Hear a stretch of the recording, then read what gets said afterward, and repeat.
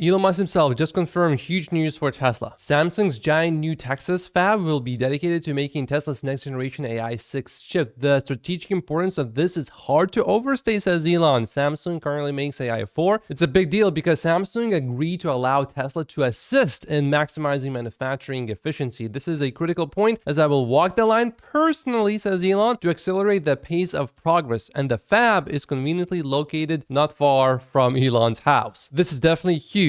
Although expected for Tesla to reach its long-term AI ambitions, feels very similar to how Tesla had to go all in on batteries with Panasonic, not Samsung actually. Tesla makes its own batteries with Panasonic for the Model 3 ramp, or going all in on building its own self-driving platform with FSD versus using Mobileye. It's exciting times. Oh, and Elon actually replied to Farzad's post with a yeah. And specifically, Tesla has signed a $16.5 billion deal with Samsung to produce these chips in Texas. But then actually Elon Musk comments on that number, says, likely much more than that, making this whole news actually even bigger than initially appeared. And Phil here says that this deal goes through 2033. Samsung has idle capacity, so he suspects Tesla got good pricing for such a large order. I'm definitely convinced of that. TSMC's order pipeline is completely full, so there might have been some question whether TSMC could actually deliver on whatever volume Tesla needs. Oh, and now we are learning even more about this whole thing. The $16.5 billion number is just the bare minimum. Actual output is likely to be several times higher. That's massive. And so Tesla bulls are surprised by this news. And look, clearly the market is liking this news. The stock, as I'm recording this video, is up 3.5%. And if you like seeing that, make sure to click the like button right now. Some other observers are calling this extremely bullish. It is going to be years before we see this chip, but this is hugely exciting because Tesla is continuing its vertical integration even further. And Elon Musk is spending some more time on X here reiterating that yes, this deal is definitely actually happening. The plant is going to be in Taylor, Texas to produce Tesla's next generation AI 6 chips. And interestingly, this is of course a big win for Samsung's currently underperforming foundry division. And the AI 6 chip is the chip that Elon said could potentially be used in Dojo as well. So we are seeing convergence here, which could be the reason why Elon is saying the $16.5 billion deal with Samsung could be much more, several times more than that. This could be absolutely massive for both Samsung and Tesla. Tesla is locking up a large amount of advanced chip supply. It's also going to be so handy and good for Tesla's supply chain, having Samsung manufacturing those chips right there in Texas next to Elon's house. And wherever Elon is physically present, things just get monumentally better fast. Tesla investors are now asking, but who's going to make AI 7? Personally, I think the AI 5 and 6 chips for Tesla will be the most important chips, especially the AI 6, because that's when we will probably see worldwide unsupervised FSD. I'm not just talking about the US, I'm talking about worldwide unsupervised FSD. Now, Bradford says, if the deal was just $16.5 billion, it would suggest that this would result in about 16 million chips, possibly over 32. There's also a question here suggested, maybe AI 6 would just be exclusively used for Dojo. I don't think that would be the case, but it could just largely be used for Dojo, but I don't think exclusively. Also, AI 6 could be the chip design that allows not only autonomous vehicles, but also Optimus to perform near perfection. But actually, one of the biggest news hidden in all of this was, turns out Elon has a house. Well, I wouldn't call it so much a house as a compound or a combination of estates. This property or properties are basically dedicated for all of the mothers of his kids as well as his kids. And this news was actually announced late last year, but not all mothers of his children are there, only some. Now, there's a question asked, does all of this news about the AI 6 chip, does it mean they are going to see AI 5 sooner than the end of next year? They're moving on to AI 6 before AI 5 is even in any serious level of production. But the thing is, these transitions with chips, they take time. Once it is in production, it will be a while before every vehicle has it. Then it doesn't make sense for Tesla to make software that targets just a few thousand cars. If you remember, actually, Tesla just kept improving hardware-free vehicles, and hardware-for vehicles at first, FSD performance on those was worse. But that quickly changed later, and now there's a huge gap between the two. It often takes 12 to 18 months after the hardware ships that the software starts using it. So it will be a few years before having AI 5 makes any difference to how FSD performs, predicts Omar. And then someone wonders if current vehicles will be able to get AI 5 or AI 6 retrofits, but you can't retrofit millions of cars every time you release a new chip. Imagine if every time Apple released a new iPhone, they had to go replace the chips in 1 billion older iPhones. A homogeneous fleet becomes increasingly impossible as you scale. Set expectations low. But also keep in mind that Tesla hasn't given up supporting hardware 3. Despite all the drama, there really isn't that much difference.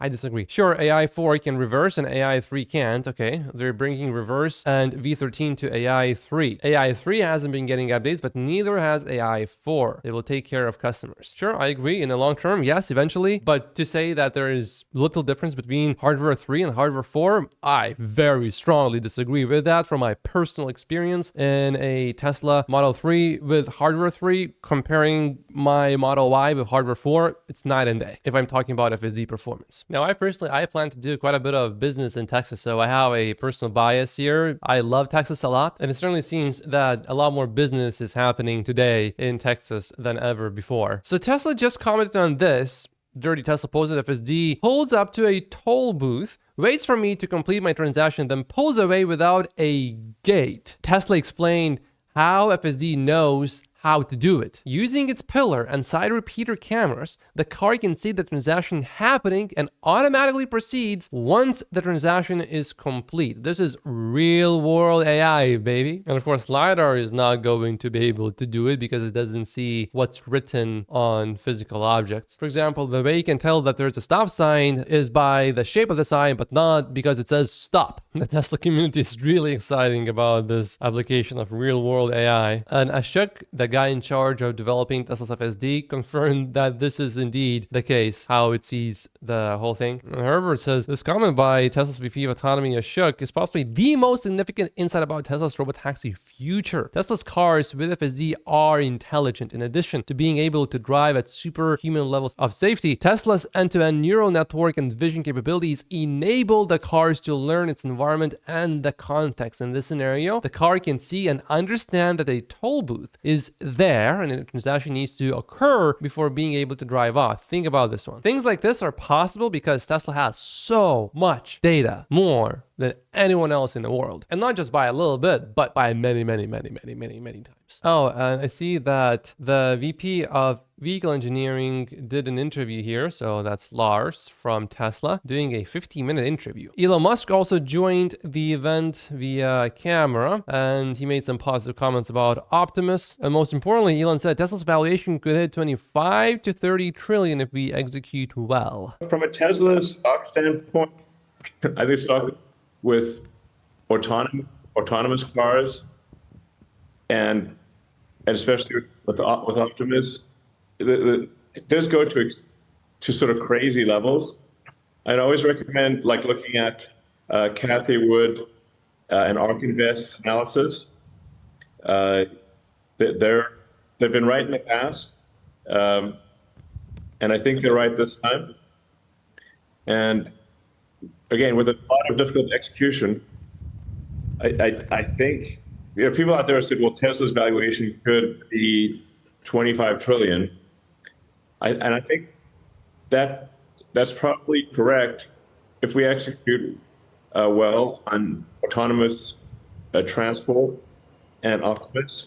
It actually does get to a 20 to 30 trillion dollar valuation. That's 20 to 30 times what it is today. So there you go. Elon is extremely bullish on Tesla. He also talked about Neuralink. We take great care of animals at Neuralink. Monkeys are just like us, and they love playing video games and eating snacks. Elon also talked about Starship. Starship is one of the hardest engineering challenges that exists. When we first started talking about Starship, people thought this was impossible, just like FSD was. In fact, even within the company, we sort of thought it was impossible. He continues, Starship is a crazy program on so many levels. Future versions will be 3 times the thrust of the Saturn V rocket. Starship is 3 times the thrust, roughly twice the weight of the next largest flying object ever made, and has the goal of being fully reusable. And then he adds, no other organization is even trying to do that. In fact, even after all these years, there's still no company reusing a booster. No one's even attempted Falcon 9 level reusability, says Elon. So doing all of that with SpaceX, you know what that sounds like? It's a bit like Tesla Tesla getting to 20 to 25 or $30 trillion in market cap. Earlier, whatever Elon said he was going to do with SpaceX, it sounded completely bonkers and totally impossible. And yet, it's going to happen. And I'm certainly looking forward to the day when I can get into my own personal Tesla, turn on FSD, and then fall asleep and then wake up in my destination an hour later. And we know it's coming. And today already we got so many zero intervention drives, and there's Robotaxi services, of course, provided by Tesla in the Austin area. And I experience zero intervention drives regularly with my own Tesla. Elon responded here, but what do I know about technology? He's quoting a post where Elon famously said 6 years ago that LiDAR is a fool's errand, and many at the time were skeptical about his claim. And now in the recent testing of 36 vehicles with ADAS in China, vision only FSD beats all the leading systems with LiDAR incorporated. And we know that Baidu's transitioning to vision only approach, while Xpeng is in the early stage to phase out LiDARs. Also looks like Waymo has a bit of an issue. Someone's complaining here the Waymos are so dirty inside now. It's like they never clean them. Worse than a regular Uber. Oh.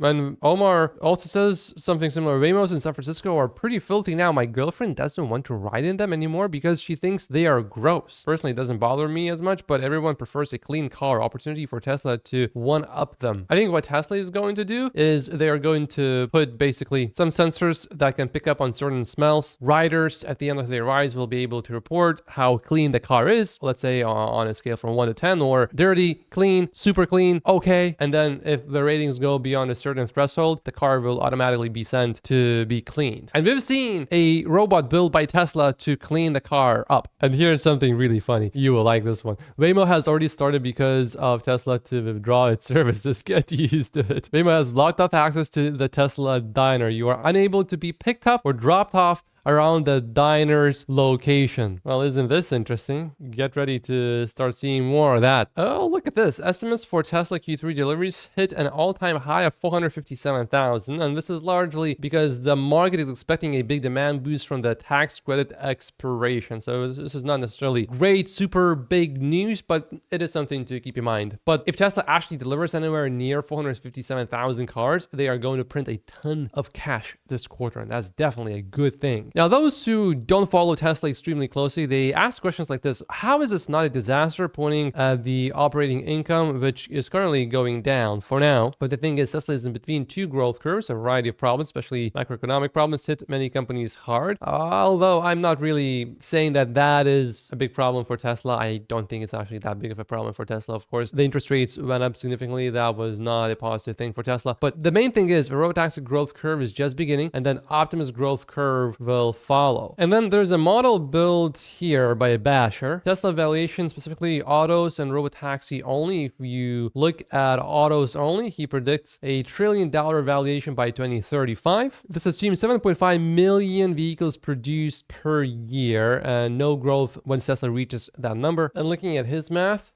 he says we approach a $25 trillion valuation just for Robotaxi by 2030. I don't know. These numbers seem a bit ambitious to me. Just from Robotaxi? I'm not so sure. However, he's saying with just autos plus Robotaxi, the present value of Tesla's stock price today ranges from 522 to over 1,000, depending on your assumptions for growth post 2035. Here's how he gets to those numbers. And then he has a separate post about Optimus and Tesla Optimus valuation. That is quite insane. He's predicting basically $2,000 to $4,700 per share. That's the present value of the stock. So like today, that's how much he would be willing to pay for Tesla stock if his Tesla bot assumptions came true or eventually come true in the future. Randy Kirk is asking, would you buy a stripped down Model Y for $30,000? And now I like the original, but many people actually are saying yes. 50% of the voters are saying yes. This is good for Tesla. A new $100 million Tesla Megapack battery energy storage system is now online in Victoria, Australia. The more of these are online, the more proof there is that, hey, look, we have a good system. It works.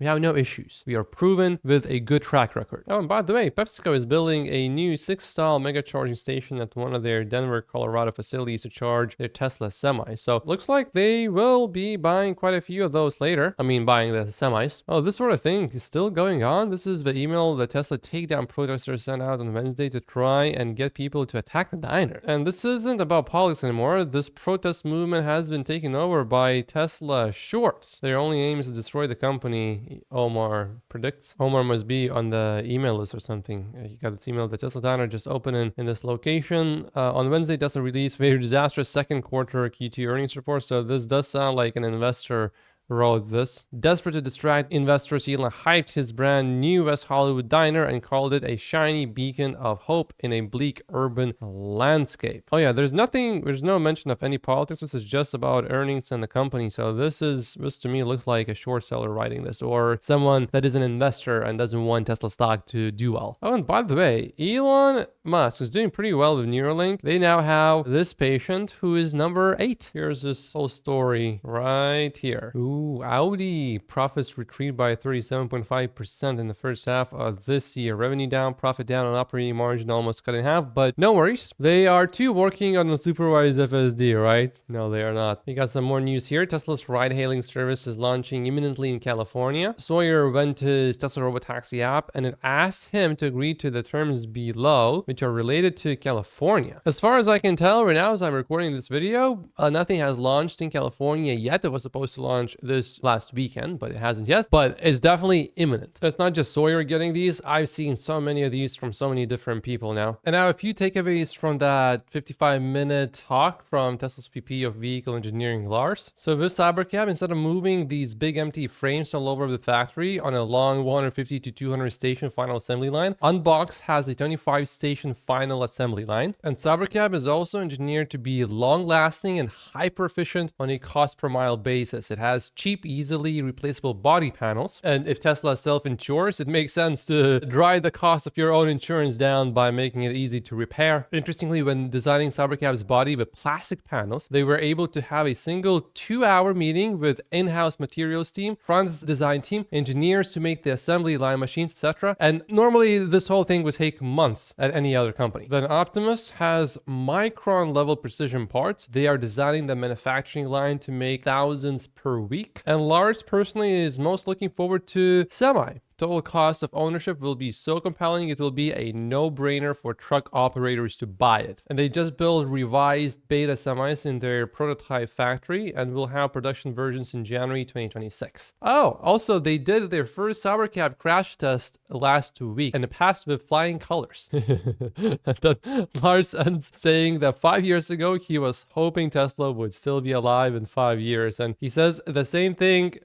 applies now, basically. Tesla continues to take big swings like Autonomy and Semi. Tesla is simply not afraid to do hard, risky, but rewarding projects. Now, of course, not every single big and risky, but potentially rewarding project is going to work out for Tesla. But when you have Elon Musk behind these projects, more often than not, they do end up working out. And when they do, the win is so big that it was totally worth it. Oh, and watch this. This is getting Tesla bulls excited. Lars is talking about possibly making a smaller pickup truck. I mean, we always talked about making a smaller pickup. I think in the future, as more and more Robotaxi comes into the world, we look at those options and we think about, okay, that kind of service is useful not just for people, but also for goods. So we have definitely been churning in the design studio about what we might do to serve that need for sure. Dan Ives was on TV again, bullish about Tesla, saying that it will go to $500 per share within 1 year. There's a bit of tension right now between Gary Black and many other bulls. Gary Black is being a little bit attacked here and there, but it's actually deserved. Gary says, not sure why launching a second supervised Robotaxi test in San Francisco excites Tesla investors. And then he basically is promoting Uber and saying how Uber is better than Tesla in this regard. Then Farzad asks, you're not sure why Tesla expanding its geofence exponentially faster than anyone is exciting? Are you okay? It says it's supervised, Farzad. Are you okay? Fires back Gary Black. They're just talking about different things here, I think. Farzad is talking about the Austin geofence area being expanded. And over there, we have the safety person on the passenger side. And Gary Black is talking about California, where we will have the drivers literally sitting, supervising the vehicles. I don't think they will intervene unless they absolutely have to, but they are sitting in front of the steering wheel, unlike what we are seeing in Austin right now. Basher is also talking about Gary, and so is Randy Kirk, and so is Omar with Alexandra. Oh wait, I think Gary Black just blocked Alexandra actually. Yeah, he said blocked. Oh, and I'm definitely excited about this, but Tesla shareholders to vote on investing in XAI at the next annual meeting. So I'm really looking forward to that. I will definitely vote yes. Please, Tesla, invest. Specifically, Tesla posted on X that multiple shareholders have proposed that Tesla acquire a stake in XAI, the developer of Grok. It said that in compliance with SEC rules, the annual shareholder meeting materials or proxy statement will include a proposal on the matter. Finally. Generally, Tesla bulls overwhelmingly support Tesla making this move. Yali is supporting this too. Oh, and we got some big news here. The Tesla Model Y short wheelbase interior spotted. Changes appear to include no glass roof. Okay, that makes sense because that's going to be cheaper. No rear screen, not ideal for use as a Robotaxi. No. If I'm calling a Robotaxi and it's, let's say, a Model Y or any other vehicle, I want to sit in the front. I hate sitting in the back. I get more car sick. In the front, I see everything in front of me. It just feels nicer. And by the way, the glass roof, I think in some locations in the US where it gets really hot, which is not the majority of the US, but there are some places like some places in Texas where it's really hot in the summer. The glass roof, I think, makes the car quite a bit hotter, and then the AC is just extra loud. It's louder than it has to be if you compare to if you didn't have a glass roof. So some people may actually consider this as an upgrade. I'm not saying most people, but some, yes. Although we know that the glass roof actually makes the car safer if you do get into a very serious crash. No speaker, tweeter in the A pillar, no code hooks. Huh? Okay. Textile seat bolsters, no parcel shelf, significantly reduced rear leg room, as you can see. Oh man, that is, unless these are pushed way back. You know what? It would not be okay, I think, for Tesla to really call this a Model Y, seeing how little leg room there is. This is not the same car as the Model Y. If Tesla calls this a Model Y, I strongly disagree with Tesla calling this a Model Y. So I think they will not. What I'm saying is, I think this is a whole different model. I mean, this little leg room compared to the Model Y. Now, before I make my final decision on the matter, I do want to see, are these seats actually rolled all the way back? Or is this front seat in like a regular seating position? I mean, if you got this little space in the back, this is fine for kids. But for me, as someone that's way over 6 feet, oh, I would never want to sit here. Okay, so I actually found this whole video. We need to watch this because this is where that picture is coming from. Its wheelbase is almost the same as our current Model Y, but look at this light. Its position is actually its headlight, see?